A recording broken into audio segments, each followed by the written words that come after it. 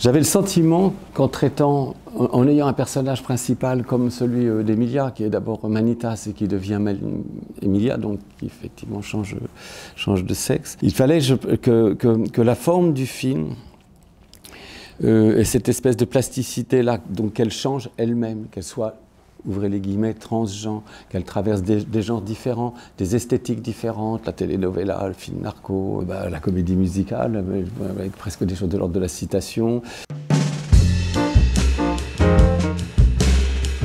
Qu'est-ce que c'était que ce désir de devenir femme chez un enfant de 12 ans qui était dans un milieu de narco extraordinairement brutal et viril? Qu'est-ce que c'est que d'avoir une enfance, une adolescence et un âge adulte dans ce milieu-là, alors qu'on veut changer de corps? C'est une histoire dont on pourrait faire aisément un préquel très intéressant.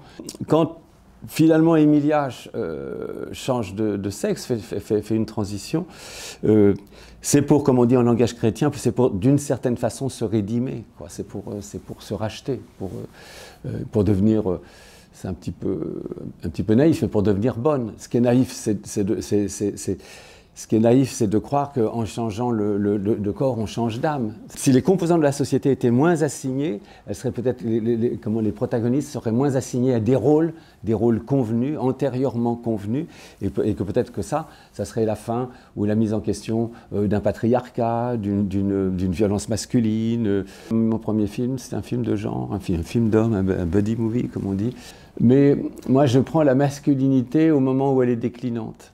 Où elle est contestée et déjà mise en danger. Moi, je regarde les hommes tomber, c'est un programme. Moi, j'ai appliqué le programme. Donc les hommes tombent, voilà. Et les hommes tombent. Et puis alors, ce film aujourd'hui, Emilia Perret, j'aurais sans doute pas pu le faire il y a 10 ans parce que je n'aurais pas eu l'idée de le faire, pas la pensée de le faire. Mais d'une certaine façon, je ne veux pas dire que la société oui, peut-être que mon esprit